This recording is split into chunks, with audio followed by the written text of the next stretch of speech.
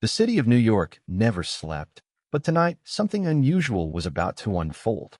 At the heart of Manhattan, inside an exclusive rooftop restaurant overlooking the shimmering skyline, billionaire Richard Langford sat at the head of a private dinner table, surrounded by a handful of elite business partners.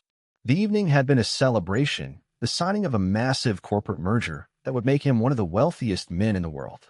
Richard, dressed in an immaculate black suit, leaned back in his chair, smiling as the waiter placed a steaming plate of gourmet steak and truffle mashed potatoes in front of him. His business partner, Alexander Crane, raised his glass of wine, smirking knowingly. To Richard, Alexander toasted, his voice smooth yet calculated. "And to the future of Langford Enterprises. May your leadership continue to inspire us all." The others clinked their glasses, murmuring words of agreement, though Richard couldn't help but feel something was off. As he reached for his fork, a sudden, piercing scream shattered the atmosphere. "Don't eat that." The words cut through the murmuring crowd like a knife. Every head turned toward the entrance of the restaurant, where a young, ragged boy stood barefoot in the doorway, his face filled with pure terror. The restaurant fell into stunned silence. Richard froze, fork in midair, staring at the boy. "Sir, this is a private dining area." The maitre d' rushed forward, grabbing the child by the arm. "You don't belong here." "Don't eat it," the boy screamed again, fighting against the grip of the maitre d'. "Please, it's poisoned." Gasps erupted around the room. The waiters stopped moving. Guests whispered in shock. Richard's eyes widened. He glanced down at his plate. Poisoned. Who was this kid? Alexander snapped, standing up abruptly. "Someone get him out of here before he ruins the evening." But Richard held up a hand. Something in the boy's eyes shook him. "Let him speak," Richard ordered, his voice steady but firm. The maitre d' hesitated before releasing the boy. Tears welled in the child's eyes as he looked directly at Richard. "Please, sir," the boy whispered desperately. "You can't eat that food. They want to kill you." The entire room felt like it was holding its breath. Richard's mind raced. Who was they referring to? "What are you talking about, kid?" Alexander asked, his voice filled with mock concern. "Poison. That's ridiculous. This child is either insane or someone put him up to this nonsense." Richard's grip on his fork tightened. Everything about this felt too specific to be a coincidence. "How do you know this?" Richard asked the boy, his sharp, business-honed instincts kicking in. The child swallowed hard before pointing directly at Alexander. "Because I overheard him," the boy whispered. "I saw him put something in your food." The restaurant exploded in whispers. Richard snapped his head toward Alexander, whose face remained perfectly calm. "Now, that is a serious accusation," Alexander chuckled darkly. "Richard, you're not actually listening to this street rat, are you?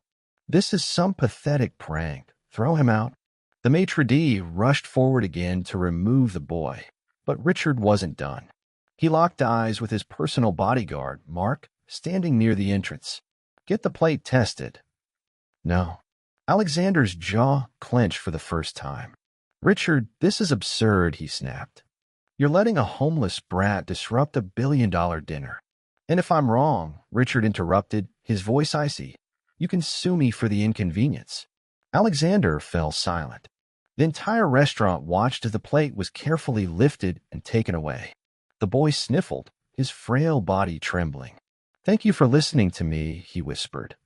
Richard stared at him for a long moment. If the kid was telling the truth, this night wasn't about business anymore. It was about survival. Minutes later, the bodyguard returned, face pale. "Sir," Mark hesitated, looking Richard dead in the eyes. "It tested positive." The food was laced with cyanide. A collective gasp erupted throughout the room. Richard felt his blood turn to ice.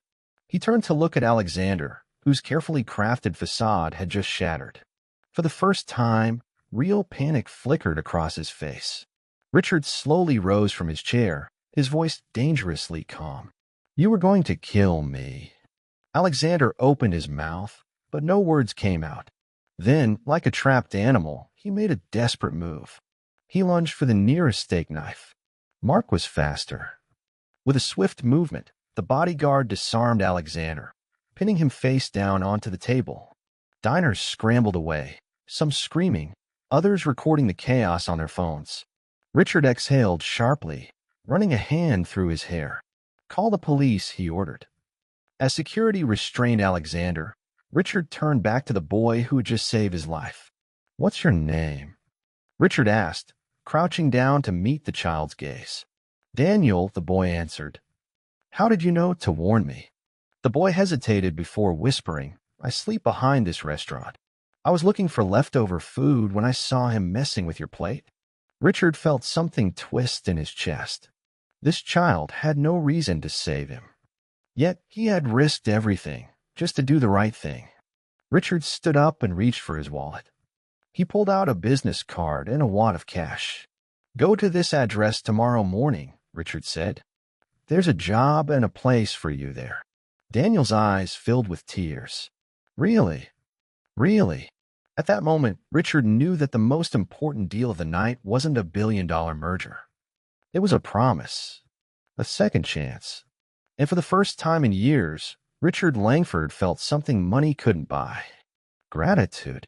The police arrived at the restaurant within minutes, their flashing blue and red lights illuminating the extravagant rooftop terrace. The chatter of elite guests had been replaced by whispers of shock, fear, and curiosity as officers handcuffed Alexander Crane, the man who had once been Richard Langford's most trusted business partner. Richard stood in silence, his fingers pressed against his temple, his mind racing. He had built an empire based on trust, carefully selecting those around him, yet the person who had stood beside him for decades had just been caught trying to murder him. "Mr. Langford," one of the officers said, pulling him from his thoughts, "we have the suspect in custody. Do you wish to press charges?" Richard's eyes snapped toward Alexander, whose face was no longer filled with confidence, but pure rage.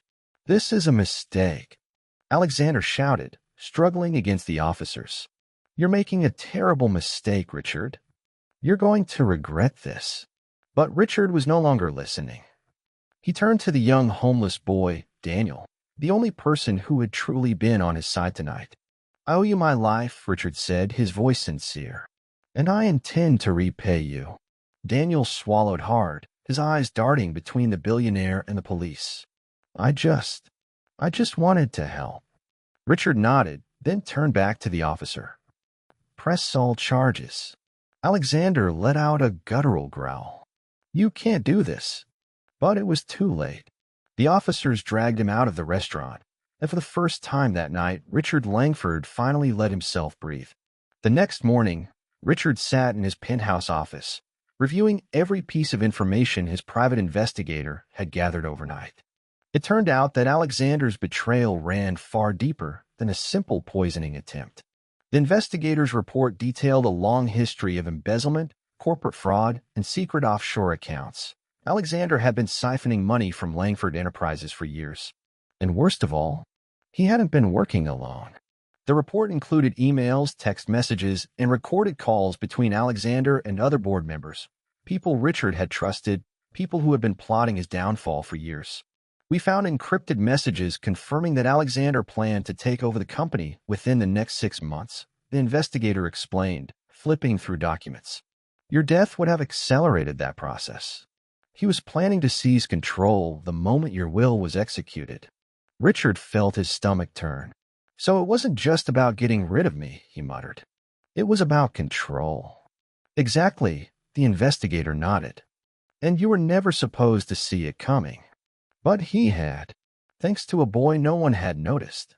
That same afternoon, Richard had Daniel brought to his office. The young boy entered hesitantly, his oversized hoodie still damp from the previous night's rain. "You ever been in a place like this before?" Richard asked, gesturing around his lavish office. Daniel shook his head. "Not really." Richard motioned for him to sit. "Tell me about yourself," Richard urged. "Where are your parents?" The boy hesitated before speaking. "I never knew my dad," he admitted. "My mom, she passed away last year. Cancer." Richard exhaled sharply. He wasn't expecting that. "I'm sorry." Daniel shrugged. "It's just me now. I've been living on the streets, picking up whatever work I can. Most days I go hungry." That's why I was near the restaurant. I was hoping for leftovers. Richard felt something twist in his chest. He had once been a child with nothing, too. He had clawed his way up from the gutters of poverty, clawed his way to wealth through sheer determination. Now he saw a reflection of his younger self in Daniel. You said you wanted leftovers, Richard said, but instead, you saved my life. Daniel looked down at his hands. It was the right thing to do. Richard studied him for a long moment before making a decision. You're not going back to the streets, he declared. Daniel's head snapped up, his eyes wide with disbelief. What? I'm offering you something better, Richard said, leaning forward. An education.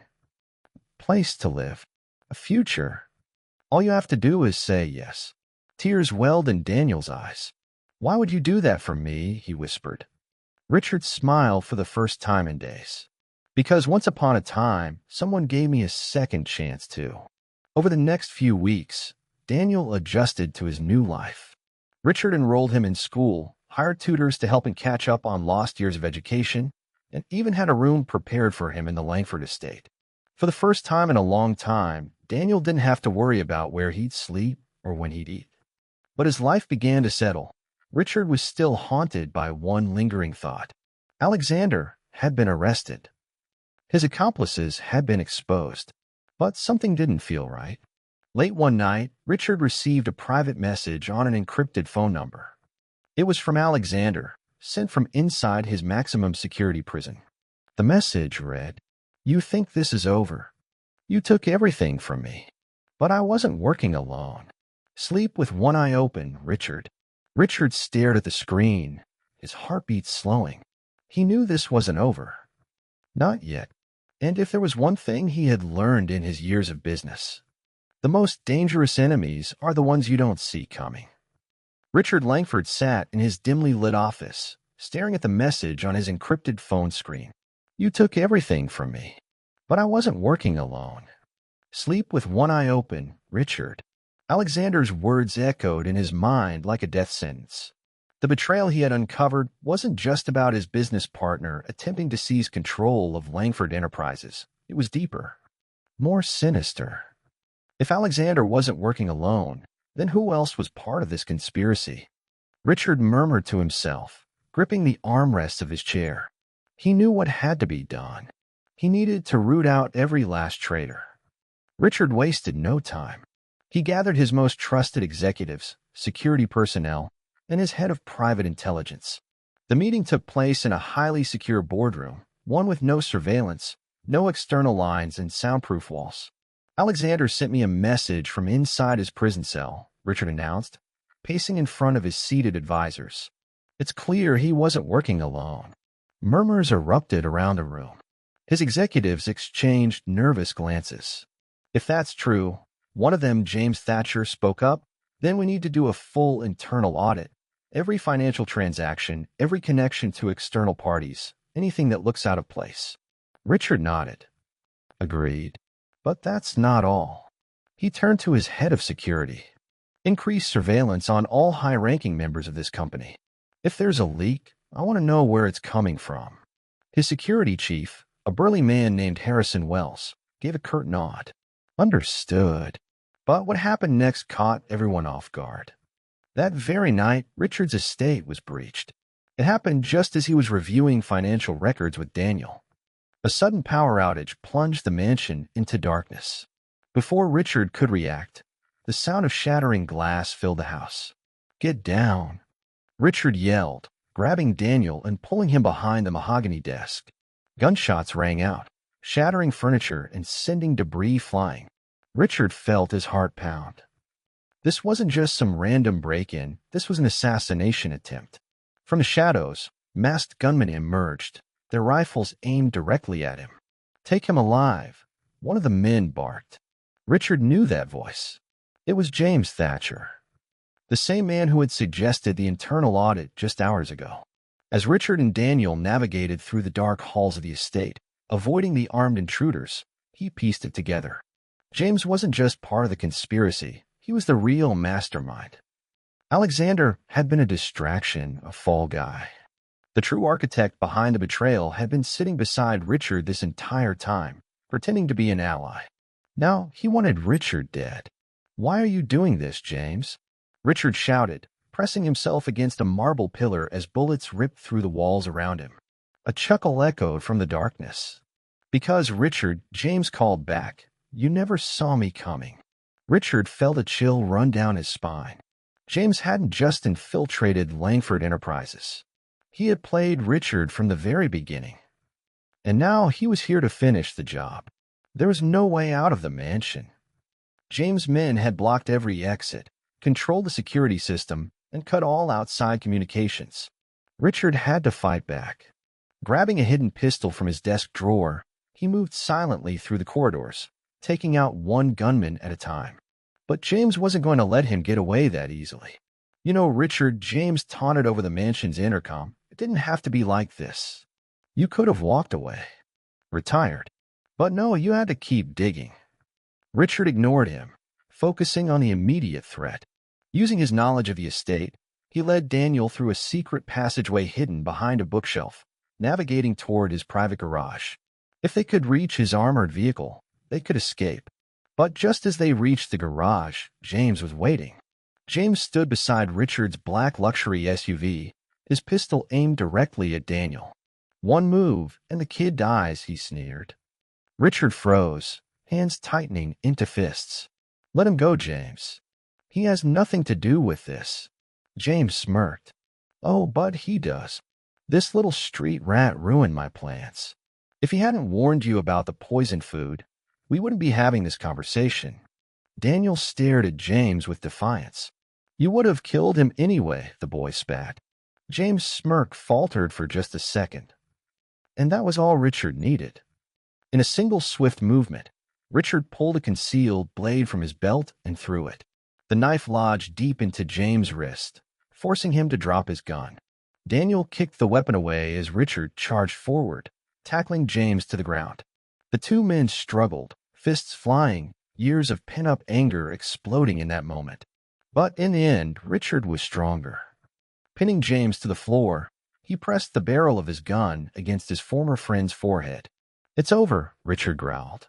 James laughed, blood dripping from his mouth. "You think this ends with me?" he rasped. "You'll never be safe, Richard." "Not you, not the kid." Richard narrowed his eyes. "We'll see about that." By the time the police arrived, James' men had been subdued. James himself was arrested, taken away in handcuffs, screaming threats until the very last moment. Richard watched in silence, feeling a weight lift off his chest. But he knew this was only the beginning. Langford Enterprises had survived the coup, but the scars ran deep. And as for Daniel, he was no longer a homeless kid. Richard had made a decision. "How do you feel about staying?" he asked the boy, watching as police officers loaded James into a squad car. Daniel hesitated. "Like, as your assistant." Richard smirked. "Like my son." For the first time in years, Daniel smiled. "I'd like that." And as the sun began to rise over New York City, Richard knew one thing for certain. His empire had almost been stolen from him, but he had gained something far more valuable: family.